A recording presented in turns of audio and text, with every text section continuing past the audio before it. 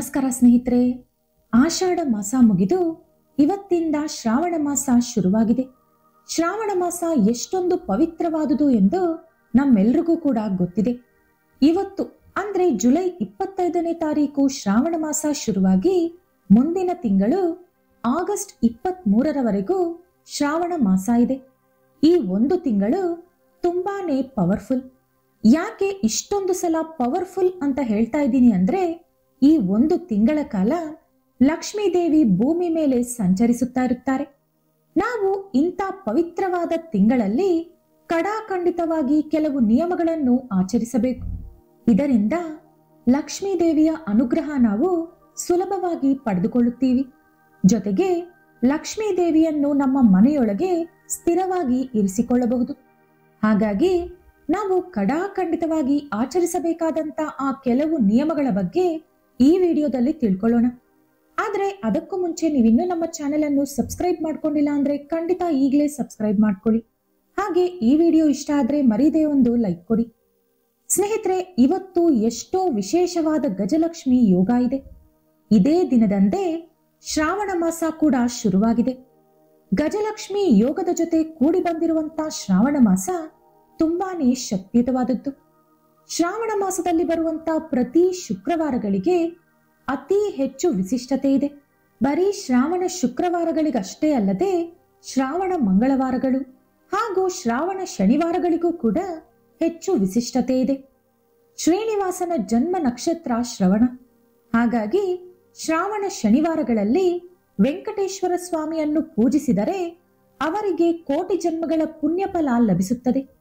ಪ್ರತಿ ಶ್ರಾವಣ ಶನಿವಾರಗಳಲ್ಲಿ ತಪ್ಪದೆ ವೆಂಕಟೇಶ್ವರ ಸ್ವಾಮಿಯನ್ನು ತುಳಸಿ ಎಲೆಗಳಿಂದ ಪೂಜಿಸಿ ದೇವರ ಮನೆಯಲ್ಲಿ 3 ಅಕ್ಕಿ ಹಿಟ್ಟಿನಿಂದ ತಯಾರಿಸಿದಂತ ದೀಪಗಳನ್ನು ಹಚ್ಚಬೇಕು. ಇನ್ನು ಶ್ರಾವಣ ಮಂಗಳವಾರಗಳಲ್ಲಿ ಗೌರಿ ದೇವಿಯನ್ನು ಪೂಜಿಸಿದರೆ ಹೆಂಗಸರಿಗೆ ಸೌಭಾಗ್ಯ ಹೆಚ್ಚಾಗುತ್ತದೆ. ಆಕೆಯ ಗಂಡನ ಆಯಸ್ಸು ಬೆಳೆಯುತ್ತದೆ. ಹಾಗೆ ಅವರ ಆದಾಯ ಕೂಡ ದುಪ್ಪಟ್ಟು ಬೆಳೆಯುತ್ತದೆ. ಇನ್ನು ಮದುವೆಯಾಗದ ಹೆಣ್ಣು ಮಕ್ಕಳು ಮಂಗಳಗೌರಿ ವ್ರತವನ್ನು ಮಾಡಿದರೆ ಒಳ್ಳೆ ಮನಸ್ಸು, ಆದಾಯ ಇರುವಂತ ವರ ಸಿಗುತ್ತಾನೆ. ಈ ಶ್ರಾವಣ ಮಾಸದಲ್ಲಿ 5 ಶ್ರಾವಣ ಶುಕ್ರವಾರಗಳು ಬಂದಿದೆ. ನಾವು 3ನೇ ಶ್ರಾವಣ ಶುಕ್ರವಾರದಂದು ವರಲಕ್ಷ್ಮಿ ವ್ರತ ಮಾಡಬೇಕು. ಆಗಸ್ಟ್ 8ನೇ ತಾರೀಕು ವರಲಕ್ಷ್ಮಿ ವ್ರತ ಮಾಡಬೇಕು. ಆ ದಿನದಂದು ವರಲಕ್ಷ್ಮಿ ವ್ರತ ಮಾಡೋಕೆ ಸಾಧ್ಯ ಆಗದವರು ಈ ತಿಂಗಳಲ್ಲಿ ಬರೋ ಯಾವುದೋ ಒಂದು ಶುಕ್ರವಾರದಂದು ವರಲಕ್ಷ್ಮಿ ವ್ರತ ಮಾಡ್ಕೋಬಹುದು. ಈ ಇಡೀ ಶ್ರಾವಣ ಮಾಸದಲ್ಲಿ ನಿಮ್ಮ ಮನೆ ಹೊಸಿಲು ಹಚ್ಚ ಹಸುರಾಗಿರೋಂತೆ ನೋಡ್ಕೊಳ್ಳಿ. ಹಚ್ಚ ಹಸಿರು ಅಂದ್ರೆ ಯಾವಾಗ್ಲೂ ಹೊಸಿಲಿನ ಮೇಲೆ ಸಾಧ್ಯವಾದರೆ ಪ್ರತಿದಿನ ಕೂಡ ಅರಿಶಿನ ಕುಂಕುಮ ಹೊಸಲಿಗೆ ಹಚ್ಚಿ. ಆಗಲೇ ನಿಮ್ಮ ಮನೆಯೊಳಗೆ ಲಕ್ಷ್ಮೀ ದೇವಿ ಪ್ರವೇಶಿಸುತ್ತಾರೆ. ಅದೇ ರೀತಿ ಮನೆ ಬಾಗಿಲಿಗೆ ಮಾವಿನೆಲೆ ತೋರಣ ತಪ್ಪದೇ ಕಟ್ಟಿ. ಮಾವಿನೆಲೆ ಒಣಗೋಕ್ಕೂ ಮುಂಚೆನೆ ತೋರಣ ಬದಲಾಯಿಸಿ. ಸಾಧ್ಯ ಆಗದಿದ್ರೆ ಪ್ರತಿ ಶುಕ್ರವಾರ ತೋರಣ ಬದಲಾಯಿಸಿ.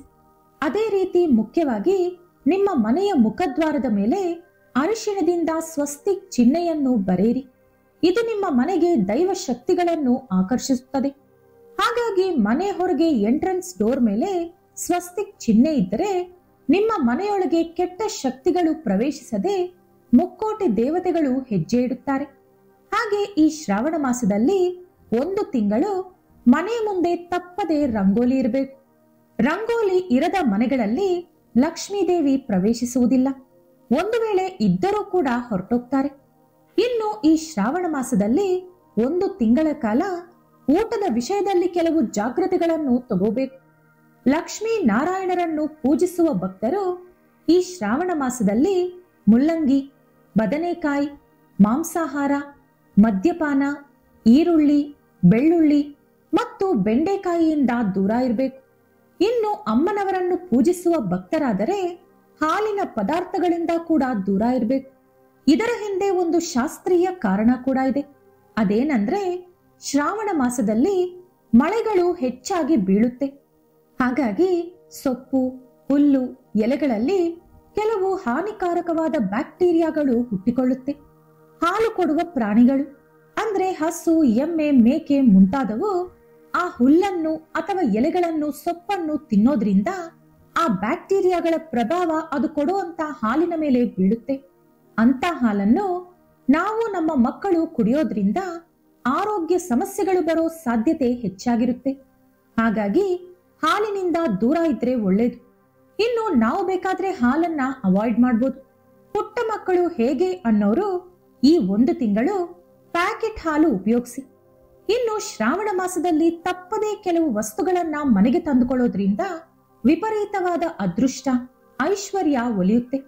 ಆ ವಸ್ತುಗಳು ಯಾವುದು ಅಂದ್ರೆ, ಲಕ್ಷ್ಮೀ ದೇವಿಗೆ ಪ್ರಿಯವಾದ ಈ ಶ್ರಾವಣ ಮಾಸದಲ್ಲಿ ಒಂದು ಲಕ್ಷ್ಮೀ ದೇವಿ ಫೋಟೋ ಅಥವಾ ಚಿಕ್ಕ ಸೈಜ್ನಲ್ಲಿರೋ ವಿಗ್ರಹ ಯಾವುದಾದ್ರೂ ಒಂದು ಹೊಸದಾಗಿ ಕೊಂಡುಕೊಂಡು ನಿಮ್ಮ ಮನೆಗೆ ತಂದು ಇಟ್ಕೊಳ್ಳಿ. ಇದರಿಂದ ಮಹಾಲಕ್ಷ್ಮಿಯೇ ನಿಮ್ಮ ಮನೆಯೊಳಗೆ ಬಂದಂತಾಗುತ್ತೆ. ಇನ್ನು ನಿಮ್ಮ ಮನೆಯೆಲ್ಲ ಕೂಡ ಸಿರಿ ಸಂಪತ್ತಿನಿಂದ ತುಂಬಿ ಹೋಗುತ್ತೆ. ನಿಮ್ಮ ಮನೆಯಲ್ಲಿ ಲಕ್ಷ್ಮೀ ದೇವಿ ವಿಗ್ರಹ ಇದ್ರೆ ಅದಕ್ಕೆ ಶುಕ್ರವಾರ ಹಾಲಿನಿಂದ ಅಭಿಷೇಕ ಮಾಡಿ. ಆ ಹಾಲನ್ನ ಮನೆಯಲ್ಲಿ ಎಲ್ಲರೂ ಕೂಡ ಪ್ರಸಾದದಂತೆ ತಗೊಂಡ್ರೆ ದೀರ್ಘಕಾಲದ ಅನಾರೋಗ್ಯ ಸಮಸ್ಯೆಗಳಿದ್ರೆ ಹೊರಟೋಗುತ್ತೆ. ಒಳ್ಳೆ ಆರೋಗ್ಯ ಪ್ರಾಪ್ತಿಯಾಗುತ್ತೆ. ಈ 1 ತಿಂಗಳು ತಪ್ಪದೆ ತುಳಸಿಯನ್ನು ಪೂಜಿಸಬೇಕು. ತುಳಸಿ ಗಿಡದಲ್ಲಿ ಮುಕ್ಕೋಟಿ ದೇವತೆಗಳಿರ್ತಾರೆ. ಹಾಗಾಗಿ ಈ 1 ತಿಂಗಳು ಬೆಳಿಗ್ಗೆ ಸ್ನಾನ ಮಾಡಿ ತುಳಸಿಗೆ ನೀರು ಹಾಕಿ 5 ಪ್ರದಕ್ಷಿಣೆ ಮಾಡೋದ್ರಿಂದ ಮುಕ್ಕೋಟಿ ದೇವತೆಗಳ ಆಶೀರ್ವಾದ ನಿಮಗೆ ಸಿಗುತ್ತೆ. ನಿಮ್ಮ ಕುಟುಂಬಕ್ಕೆ ಯಾವುದೇ ಆಪತ್ತು ಬರದಂತೆ ದೇವತೆಗಳು ನಿಮ್ಮನ್ನ ಕಾಪಾಡ್ತಾರೆ. ಇನ್ನು ಪ್ರತಿ ಶ್ರಾವಣ ಶುಕ್ರವಾರದಂದು ತಪ್ಪದೆ ತುಳಸಿ ಗಿಡದ ಮುಂದೆ ತುಪ್ಪದಿಂದ ದೀಪ ಹಚ್ಚಿ ತುಳಸಿಗೆ ಧೂಪ ಹಾಕಬೇಕು. ಇದರಿಂದ ನಿಮ್ಮ ಮನೆಯ ಆರ್ಥಿಕ ಪರಿಸ್ಥಿತಿ ಸುಧಾರಿಸಿ ಹಣಪರವಾಗಿ ಒಳ್ಳೆ ಲಾಭ ಬರುತ್ತೆ. ನಿಮ್ಮ ಮನೆಯಲ್ಲಿ ತುಳಸಿ ಗಿಡ ಇಲ್ಲದಿದ್ರೆ ತಪ್ಪದೆ ಈ ತಿಂಗಳಲ್ಲಿ ಒಂದು ತುಳಸಿ ಗಿಡ ತಂದುಕೊಂಡ್ರೆ ನಿಮ್ಮ ಮನೆಯೆಲ್ಲ ಕೂಡ ದೈವ ಶಕ್ತಿಗಳಿಂದ ತುಂಬಿ ಹೋಗುತ್ತೆ. ನಮ್ಮಲ್ಲಿ ಹಲವಾರು ಜನರಿಗೆ ಯಾವಾಗಲೂ ಕೂಡ ದುರದೃಷ್ಟ ಕಾಡ್ತಾ ಇರುತ್ತೆ. ಜೀವನದಲ್ಲಿ ಅದೃಷ್ಟ ಅನ್ನೋದೇ ಇರಲ್ಲ. ಅಂತವರು ಈ ಶ್ರಾವಣ ಮಾಸದಲ್ಲಿ ತಪ್ಪದೇ ಒಂದು ನವಿಲುಗರಿಯನ್ನು ತಂದು ನಿಮ್ಮ ದೇವರ ಮನೆಯಲ್ಲಿ ಇಟ್ಕೊಳ್ಳಿ. ನಿಮಗೆ ನಿಮ್ಮ ಕುಟುಂಬಕ್ಕೆ ವಿಪರೀತವಾದ ಅದೃಷ್ಟ ಬರುತ್ತೆ. ಪ್ರತಿ ಕೆಲಸದಲ್ಲೂ ಗೆಲುವು ಸಿಗುತ್ತೆ. ಇನ್ನು ಶಿವನ ಆಶೀರ್ವಾದ ನಮ್ಮ ಮೇಲಿದ್ರೆ ಜೀವನದಲ್ಲಿ ನಮಗೆ ಯಾವುದಕ್ಕೂ ಕೊರತೆ ಬರದೆ ನಮ್ಮ ಕುಟುಂಬವೆಲ್ಲ ಸುಖ ಸಂತೋಷದಿಂದ ಬದುಕಬಹುದು. ಈ ಶ್ರಾವಣ ಮಾಸದಲ್ಲಿ ಒಂದು ರುದ್ರಾಕ್ಷಿ ತಂದು ದೇವರ ಮನೆಯಲ್ಲಿ ಇಟ್ಕೊಂಡ್ರೆ ಶಿವನ ಅನುಗ್ರಹ ಅತೀ ಸುಲಭವಾಗಿ ಸಿಗುತ್ತೆ. ಮುಖ್ಯವಾಗಿ ಈ ಪವಿತ್ರವಾದ ಶ್ರಾವಣ ಮಾಸದಲ್ಲಿ ಮಹಿಳೆಯರು ತಪ್ಪದೆ ಶುಕ್ರವಾರ ಅಥವಾ ಶನಿವಾರಗಳಲ್ಲಿ ಉಪವಾಸ ಇದ್ರೆ ಒಳ್ಳೇದು. ಸಾಧ್ಯವಾಗದವರು ಈ ತಿಂಗಳಲ್ಲಿ 1 ದಿನಾನಾದ್ರೂ ಉಪವಾಸ ಇರೋಕೆ ಟ್ರೈ ಮಾಡಿ.